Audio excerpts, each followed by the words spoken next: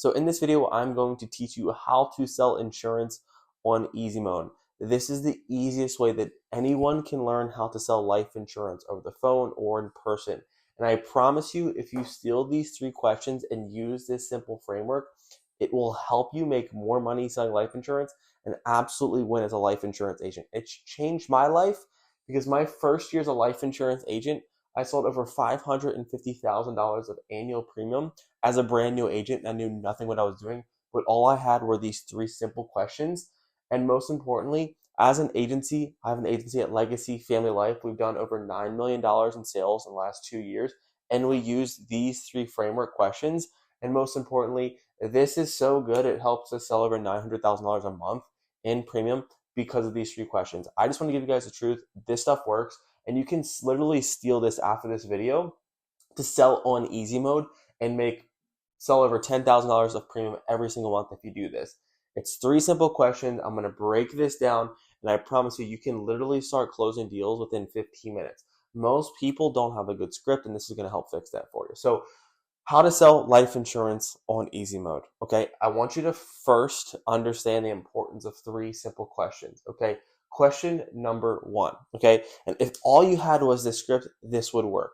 And if you can understand the goal behind each question, you are going to absolutely win. So question number 1, what is the goal of the life insurance? What do you want to make sure gets taken care of is the question. But question number 1 is, what is the goal of the life insurance? What is question 1 establishing? It is establishing the why, okay? When you are selling life insurance, you need to understand why people are looking to buy your product. If I am trying to buy a Toyota Tacoma and I pull into a Nissan dealership and all I want is a Toyota Tacoma, and I'm at the Nissan dealership and they're like, why are you here? And they're like, well, I want to buy a Toyota Tacoma. Will they buy that car? Probably not, because you don't even know why they're there and you can't even solve their correct problem. So the simple question is, Miss Betty, what is the goal of the life insurance? She's going to give you a good answer. So she's going to give you a bad answer, and she's going to give you a good answer. And I want you to understand what a bad answer is and what is a good answer. And this is how you can simplify the process. It's no long scripts. It's no drawn out answers. It's just so simple. A bad answer is a very vague question. So if you ask Miss Betty, what is the goal of life insurance? And she tells you, well, I want to make sure everything is taken care of. Is taking care of everything a very, very clear answer? The answer is no. Why is that the case? Because taking care of everything can mean a lot of different things, okay? Is she looking to make sure her mortgage is taken care of? Does she want an investment product with insurance? Does she want an accidental policy? Does she want some, index universal whole life policy or an IUL? And if all you sell is final expense life insurance and she's saying, I want to have a cash building policy, well, you can probably never solve her problem with a small $30,000 or $40,000 whole life insurance product. Okay, so the why is so important. Now, what happens if you don't get the answer to what you're looking for? So she says, I just want to have everything taken care of. As agents, we are not going to accept that. Our job is to ask deeper questions, because the goal of question 1 is to get her to admit that she wants to cover her burial expenses. And when you can understand the script through frameworks, when Miss Betty is telling you, I don't know, I'm just getting older, or I just want to make sure my family is taken care of, all you are trying to do in question 1 is to get as fast as you can to get her to admit that she wants to cover her burial expenses. Now, the trick is this. You cannot give her the answer, because if you give her the answer, then guess what? You are selling for her. You need the prospect to admit question number 1, why are they looking for life insurance? And if you don't get the specific goal that you can solve their problem, then you can't sell that person. So to simplify, question number 1, hands down, most important is why. What is the goal of life insurance? What do you want to make sure it gets taken care of? If she says something broad, open-ended, that doesn't make sense, then we got to get her back on track by asking additional questions like, well, what is the goal? Do you want to make sure your funeral expenses are taken care of? Do you want to make sure that your family's in a good position? What do you mean by that? The minute that she says, I would like to cover my burial expenses. Now I can basically check the box, question number 1, and move to question number 2. And that this is how the script process works. It is a very straight line approach. It's get the answer, mirror it back to them, and go to the next question. So question number 1, so important. What is the goal of the life insurance? Miss Betty has to admit to you that she wants to cover her funeral expenses or whatever your product is that you're selling that you can solve for. Once you get that, question number 2 now starts developing the pain. So question 1 is all about the clear why. Question 2 is about the pain, okay? Because people buy life insurance based off of some type of feeling that they don't want their family to go through when they pass away. Life insurance is a very selfless product because you never really get to see the benefits. So we have to help them see what the benefits are even though they're living, but they'll never see the benefits of them when they pass away. So question number 2 is who would be responsible to cover your burial expenses? So question number 1, she told you when I die, I want to cover my burial expenses. Well, the question is who would it be that would be responsible if you passed away today that would have to cover your burial expenses? Okay, so if you don't have this coverage in place, who would be responsible to cover your funeral expenses? Okay, so it helps you understand if they died today without this product, who is going to be stuck. And that is all. We have the why in question number 1. Question number 2 is all about the who and then the pain. Okay, and we're going to elaborate on this. Okay, it's a very simple product when you can understand this. She says, I want to cover my burial expenses. You ask, okay, when you die tomorrow, who's paying for your burial expenses? You have to get a who, okay? When Miss Betty tells you, I don't know, or I'm not really sure, or I got to think about that, and you ask her, if you die tomorrow, who's stuck paying your bill? She says, IDK, I don't know. That is a problem. That is a bad answer that we do not want. If we want a good answer is that we get a clear person to understand what the pain is, okay? Because people don't buy life insurance for nothing. They buy to protect someone. And this could be their daughter. This could be their sister. This could be their auntie. This could be their best friend, okay? This is important because if you died today, who would be responsible to cover your burial expenses? If they say, I don't know, then do you think you're going to sell them? I don't know. I don't really know. I don't really care. Probably not, because this person has to value someone being placed a burden. And if they don't want that burden to happen, then someone is going to be held accountable. And if they don't know, then it's your job to get the clear who. And the clear who would be like this. Well, Miss Betty, if you really thought about it, who specifically would pay for everything or be responsible to cover your burial expenses? Oh, it would be my daughter. It would be my sister. It would be my brother. It would be my wife. Oh, so it sounds like to me if you pass away tomorrow, your wife would have to pay for all your burial expenses. Is that right? Then once you have the clear who, so we have the why, what's the goal? We have the who's responsible, and then we have to go into the pain. And the pain question is painting the picture, okay? I'm going to kind of squeeze over here for us. So the pain is also partnered with a consequence question, okay? So Miss Betty, walk me through that. If you die without life insurance, how are your kids going to pay for your burial expenses? I don't know. It's going to be really difficult. I don't know. It's going to be really hard. I don't know. It's going to be really terrible. That's why I need this. Well, is that very painful? Is that emotional? Is that getting them to open up about what their situation is? No. So what you must do in order for that, you have to have them paint the picture. Well, Miss Betty, if you say it's going to be really hard for your boys, what does that actually look like tomorrow? Let's say you passed away. Tomorrow your boys wake up. How are they coming up with $15,000 to bury you? Well, they're going to have to get a loan. Oh my gosh, is there anything else they're going to have to do? They're going to have to get money from the church. They're going to have to, ask people or go into debt. And that is what's called the consequence. So you have to help your prospect understand what is the consequence if they do not buy this life insurance. Because all that you get in this question too, you're going to tie it all back into the close. So I want to quickly summarize how simple selling life insurance is. You literally just ask, let me go back to the left here. Why do you want life insurance? What is the goal? Well, I want to cover my burial expenses. We get that answer.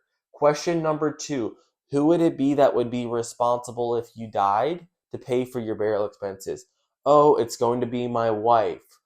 What does that look like if you died tomorrow? Would your wife be able to pay for your burial expenses? No, she wouldn't. Okay, so what is she going to actually have to do? Well, she's going to have to get a loan, ask money from church, and have to beg, borrow, and steal. Oh, so you're telling me if you don't get this, your wife is going to have to go through all that? Yes. And this is why people will buy, because everything that she just said can be used against her in the court of law in your sales process. And I'll get to that in a second. But that's question 1, question 2, and question number 3. Now, question 3 is a very, very important question because it helps you understand why have people not made a decision yet. Why have people decided that, hey, maybe I know I need this. I just told you that when I die, my wife's really screwed. It's not going to be a good position. Why have they not purchased a product? What you need to do is you need to understand the goal of this question number 3 is to understand what fears, concerns, or constraints they have that has prevented them from buying. And I'll explain this for you, okay? So question number 3 is, what has prevented you from buying in the past? Or, Miss Betty, it sounds like this is really important. What's preventing you from moving forward in the past and solving this problem? Okay, so question number 1, what is the goal? Who is responsible? And why haven't you moved forward in the past is question number 3. Okay, now here's a good answer. So here's a bad answer is they tell you, well, I haven't really I haven't found anything. I'm not really sure. So you ask them, why haven't you forward? I don't know. I just haven't found anything I liked. Okay. Does that solve why we can understand why they haven't moved forward? Absolutely not. But what's a good answer? Well, they tell you it's some type of variable, which is, well, my wife told me that I have to get something under $80 and I can't find anything without under $80. Okay. This is why this is really, really cool. Why haven't you moved forward before, Jim Tom? Oh, well, everyone's been telling me that they have to put me in a 2-year waiting period. Another variable that you might hear is, Miss Betty, what's prevented you from moving forward in the past? Well, everyone's saying that I can't get approved. Okay, so we have 3 variables. Okay, so the reason that they haven't been able to move forward is because they value it. They have a clear why. They have a clear goal who they want to protect. They understand if they don't get this, what's going to happen. But the reason they haven't moved forward is because of X. Okay, it's some type of variable, right? Go back to algebra 1, right? Mx plus b, whatever the slope formulation. You just have to solve for what the X variable is. For example, so let me just play with you what this looks like in context. So Ms. Betty, what has the goal, what has prevented you, I know this is so important, what has prevented you from moving forward and basically making sure your daughter is taken care of? Well, everyone's been telling me that I need to get a policy, but all the policies have a 2-year waiting period. Okay, so solving for X. So let me just think as an agent now. If I only have products with a 2-year waiting period, do I have a high likelihood or a low likelihood that this product with the 2-year waiting period would bring this situation value? Yes or no? It would bring the situation low value. So the likelihood of her buying is probably low because she says, I don't want a waiting period. That's like saying, I don't want a yellow Tacoma, and all I see on the lot is yellow Tacomas. I would never buy that. I don't care if it's free. So when it comes to the variable, if you can bring her value, then you have a good product. So if she says, well, what's been holding you back? Well, everything's just been too expensive. Okay. And you say, okay, so what have they been telling you? What has been too expensive to you? Well, the last guy told me for $10,000, it was it was $130. Okay. That's sideways. The last guy told me that the $10,000 was $130. So what is my X variable? My X variable is the price. So what that looks like and what it's going to sound like and how do you speak this over to your client is, well, Miss Betty, it sounds to me that you value getting life insurance. You know this is going to be a solution for you. You just got to make sure that you can find something that's comfortable and affordable. Is that right? She's going to say, yeah. So as long as I can find you something like under $130 that fits your budget, would there be anything holding you back from even seeing if we can get you approved? And she's going to say no. And this is why this question is so important, because we're trying to sell people. We're trying to solve people's problems, but we're solving them the wrong way. We're like, hey, I don't want this. And we're trying to pitch this and close them hard sell. Instead, we're just going to ask questions to figure out why they haven't moved forward. And most importantly, if we can solve for that variable, we can help them buy. Now I want to put this all into context to unlock the easy mode. And this is how your process takes, 5 to 7 minutes, and you can start pitching numbers, okay? So let's just walk this through live how this sounds. So Miss Betty, kind of fill me in. What is the goal of the life insurance? What do you want to make sure gets taken care of? Well, when I die, I want to make sure everything gets taken care of. That's not the right answer. Okay, so I'm going to repeat back to her. So I guess help me understand. When you say you want to make sure everything gets taken care of, what is the goal of the life insurance? What do you mean by that? Well, I want to make sure that I have enough money to cover my burial expenses. Ding, ding, ding. That's our answer. Now we're going to go to question number 2. Okay, so Miss Betty, it sounds like you want to make sure that all your burial expenses are taken care of. Now, let's say, God forbid, you pass away tomorrow. Who would be responsible to cover those funeral expenses? Oh man, it's probably going to be my daughter, Samantha. Okay, oh my gosh. So now we have the clear who. Then we're going to go ahead and paint the picture. Oh my gosh, Samantha would be the one stuck with everything? Yeah, oh my gosh. Now walk me through that. Is Samantha in a position where she could come out of pocket $15,000 to $20,000 for your burial expenses? No, she can't. Well, let's paint the picture. Well, what does that look like? Well, she's going to have to borrow money and probably beg money or start a GoFundMe. Oh my gosh. So if you don't get this life insurance in place, Samantha's going to have to do X, Y, and Z. Is that correct? Man, I can see how this is so important. I'm just curious, Miss Betty. Question number 3. What has prevented you from putting a solution in place to make sure Samantha is taken care of? Well, I just can't find a company that can approve me. I've been, with my COPD, everyone's been declining me. Oh, so as long as you value the life insurance, as long as you can get medically approved, you would want a policy to put Samantha in a good position. Is that correct? And then she says yes. And then you go to the pitch, and then you close her options. Now let's talk about the pitch, but it's simple. 1, 2, 3. That is the money question there. And then how you do it is you just have to tie it all in together. Now, when you're presenting the prices and you're presenting the products, we use a 3-option close. So we use option 1, option 2, and option number 3. Okay. Now, here's how you have to pitch the product. Okay. When you are in the pitch, you have a product. We're going to use a made-up insurance company. Let's say we use a company called Zachary's Insurance, and this isn't a company. Here's how I pitch Zachary's Insurance. Okay. Now, what I have to understand is I have to remember all question 1, question 2, and question 3 when I'm pitching the product. When you're selling a product, it's to solve someone's problem. So when I'm pitching option 1 or option 2, I am pitching to solve their problem, and I'm helping them understand how it is. But most importantly, when I am pitching, I am selling not life insurance. I'm not selling a piece of paper. I am selling the peace of mind in feeling that she will feel if she spent $65 for a $15,000 policy, whatever that is. I will pitch her the peace of mind, the relief, that emotional, release of stress that she's going to feel if she picks one of these options. Okay. So I want to share with you how you do that and what that sounds like. So Miss Betty, the first option is what we call the beginner program. This is for seniors just like you who want to make sure that they have something in place to cover their basic funeral expenses or whatever they told you their goal was.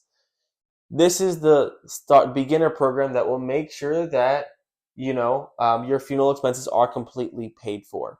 And this is also going to make sure that your daughter Samantha, that we just talked about earlier, your daughter Samantha will never have to GoFundMes, have to do a fish fry dinner, will never have to go to the church. And this will make sure that your daughter Samantha's in a really good position and that she's never going to be stuck paying for your funeral expenses. Now, I know that you told me that you need to make sure that you can qualify for it, but ultimately, this $10,000 option, which will solve all your problems, it'll make you feel good as a mother and ultimately remove that stress that you've been feeling. That $10,000 to protect Samantha is going to be $65 per month. Okay, so did you guys listen to what I did there? I just didn't say, well, Miss Betty, the $10,000 is going to be $65 per month. No, you need to dive deep into how this is going to solve their problem, how it's going to make them feel, how it's going to protect their daughter because they don't buy life insurance for themselves. They buy it for their who, and then you explain what the price is at the end. Now you want to do this. You want to, I call the concept of stacking value. You want to stack the value, explain the value, stack the value until you're out of words of explaining how it's going to help them. Then you give them the price. Okay, and then you do that, yes, you do that again for your second option. So you're going to repeat yourself, and I'm going to do this one more time for you to help you understand what this looks like. Now, the second option is the common program that most of our seniors, just like yourself, typically go with, okay? This is just to make sure that you have all that you need to cover all your burial expenses so that your daughter, Samantha, never has to pay for anything ever again. She'll never have to, consequence, have to go to a fish fry. She'll never have to start a GoFundMe. This $20,000 will make sure that she never has to ask friends, beg money, or have to go in her own pockets to pay for your funeral expenses. And most importantly, it's going to allow her to know that mom loved her, mom was thinking about her, and mom put her in a really good position to protect her as a daughter and as a mother. And most importantly, this is going to make sure that you as a mother can go to bed every single night knowing that you put your daughter, Samantha, in an incredible position where she'll never be stuck in a financial position. To make sure that you can get approved, this $20,000, which will solve all your problems and make sure that your daughter's in a good position, that $20,000 will be $110 per month. Okay? And then you pause. So you stack it, you tie it all to question 1, 2, all the consequences, and then you give the price. And then you ask Miss Betty which one is going to give you the peace of mind, and then she's going to pick. Well, let's go with this option. And then you have just sold final expense insurance. So steal this script, steal question 1, steal question 2, steal question 3, and this is by far the easiest way that anyone can sell life insurance. I promise you, if you do this, you will slay any script and make a ton of money as a life insurance agent. If you guys like these lovely drawing whiteboard videos, please let me know. I am more than happy to make more, but I need your feedback. And most importantly, if I haven't said this yet, we have an agency at Legacy Family Life. Dang, I should have said it earlier. Legacy Family Life, where we help agents win without chargebacks and lead costs. And you can literally learn all this inside the organization. Well, I love you guys. I hope this helps you win. And most importantly, I hope you can make more money as an agent. Keep subscribing, keep tuning in, and let's win. Cheers.